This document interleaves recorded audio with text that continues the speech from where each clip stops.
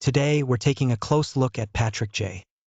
Buchanan, a figure whose career as a political commentator, advisor, and presidential candidate has both defined and divided American conservatism. Before we dig into his life story, let's address a well-known label many call Buchanan Trump's spiritual father, believing that his ideas and rhetoric laid the groundwork for the populist, nationalist message that helped Donald Trump gain prominence. So how did this connection form? Long before Donald Trump made America First his signature slogan, Patrick J. Buchanan championed a protectionist approach to free trade and voiced deep skepticism toward globalization, arguing that these policies hurt American jobs and sovereignty. In doing so, he connected with voters who later rallied behind Trump's promises to shield U.S. industries and workers. Buchanan's direct, sometimes confrontational rhetoric about defending American culture and identity foreshadowed Trump's style. By decades, he challenged the political establishment, tapping into the frustration of those who felt ignored by mainstream politicians.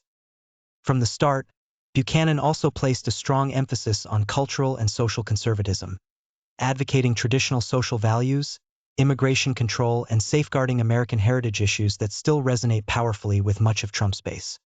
By consistently underscoring these themes throughout his decades of writing, television commentary, and political involvement, Buchanan helped shape a climate where anti-establishment, nationalist ideas could take root and ultimately thrive.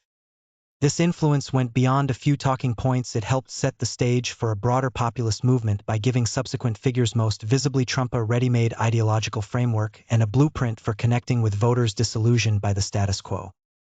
Many therefore view Buchanan not just as a precursor, but as the intellectual progenitor of today's populist and nationalist currents within American conservatism. These parallels to Trump are just one aspect of Buchanan's broader story. To understand why people see him as both provocative and principled, we have to look at his early life, move through his government service, examine his media career, and revisit his presidential campaigns. We'll also explore the praise he's received alongside the harsh critiques. Let's begin with the formative influences that set him on this path. Buchanan was born in Washington, D.C., in 1938, into an Irish-American Catholic family.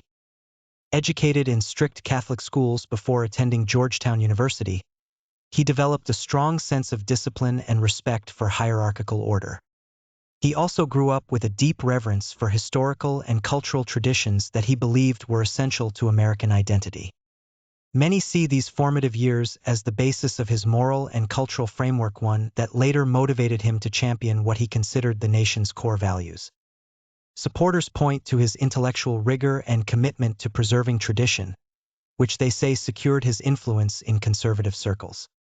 Critics, however, claim his reluctance to embrace modern ideas made him an outlier as societal norms shifted during the latter half of the 20th century. Despite differing opinions, Buchanan's early experiences led him toward journalism and political commentary. At just 23, he joined the St. Louis Globe-Democrat as an editorial writer, developing the incisive style that would define a career intersecting with 3 presidential administrations. His early writings focused on trade and international affairs, foreshadowing the themes he would amplify decades later. His trajectory changed significantly when he became a White House aide, working for President Richard Nixon and later advising Gerald Ford and Ronald Reagan. During this time, he coined the term silent majority, appealing to Americans who felt sidelined by the rapid social and political changes of the 1960s and 70s. Supporters note that Buchanan's influence went beyond partisanship. He contributed to a vision of American strength and independence in foreign affairs. Even those who disagree with Buchanan often concede that he served as a counterweight to more hawkish or internationalist advisors, reminding policymakers of the virtues of caution and nationalism. Under Ronald Reagan, Buchanan served as White House Communications Director from 1985 to 1987.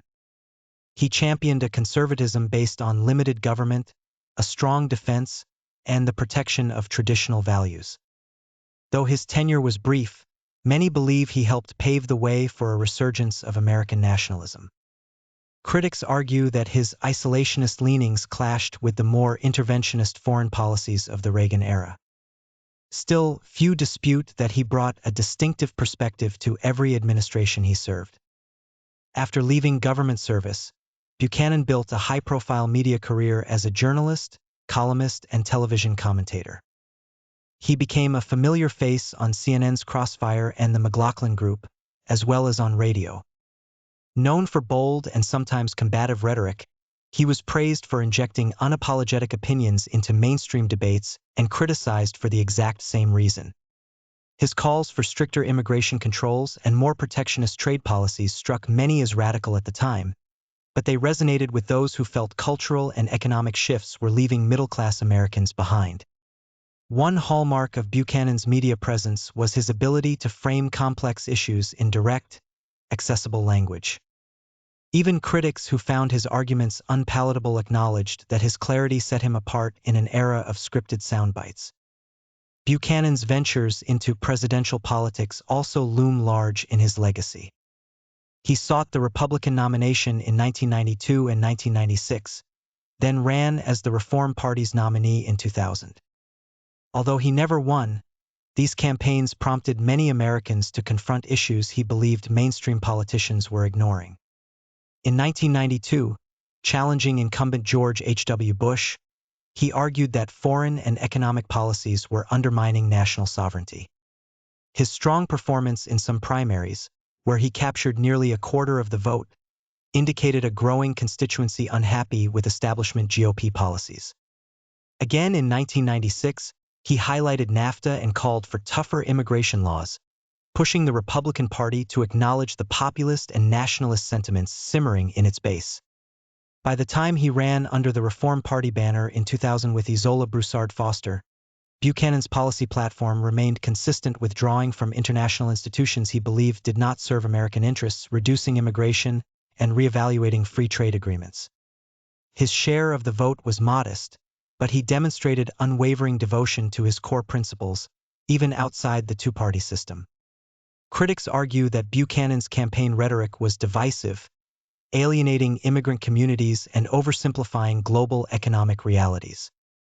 Supporters say he broadened debate by emphasizing national identity, cultural heritage, and economic sovereignty topics they feel were sidelined by the political establishment.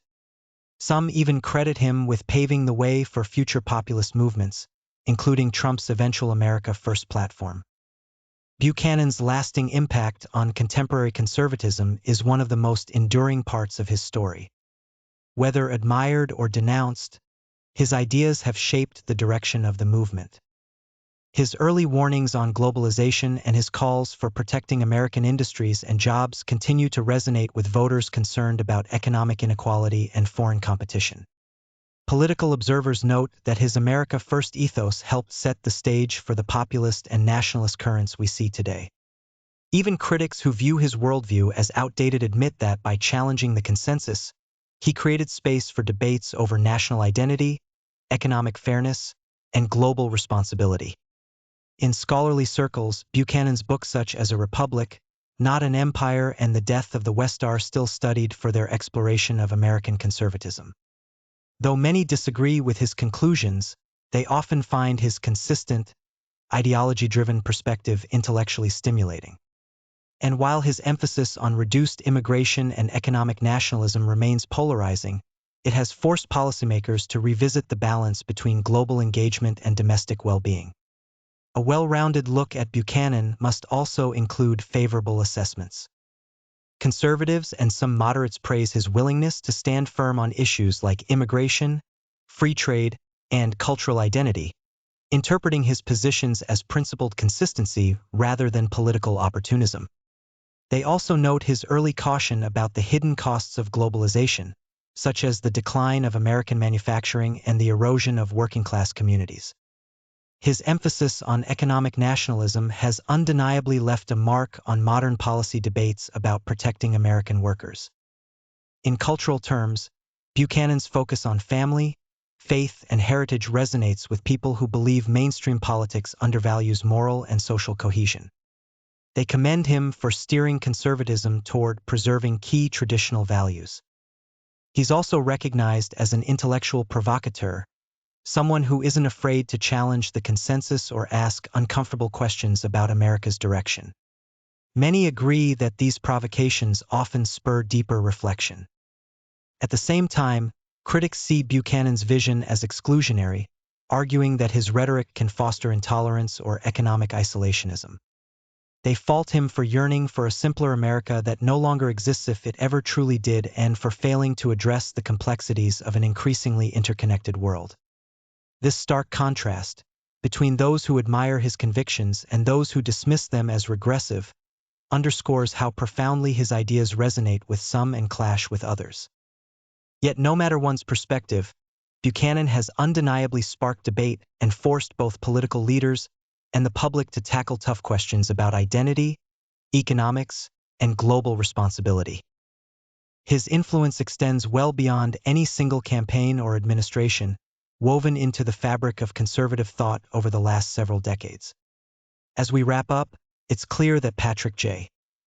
Buchanan's career embodies a complex mix of advisor and provocateur, a traditionalist who challenged the modern consensus while speaking to those who feel left behind by cultural and economic upheaval. His mark on policy discussions from immigration and trade to foreign intervention still echoes in our politics.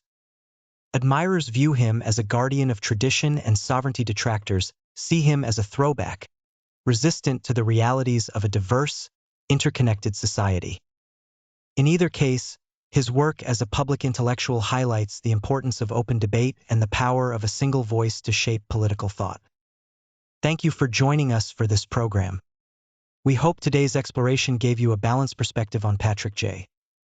Buchanan's life and influence, from his Catholic upbringing and early journalistic ventures to his role in shaping modern conservatism through provocative commentary, critiques of globalization, and polarizing presidential campaigns.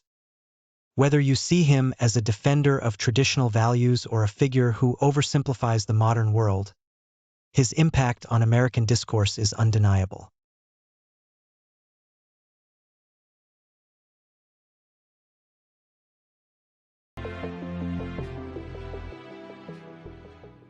If you enjoyed this video, please subscribe to our channel.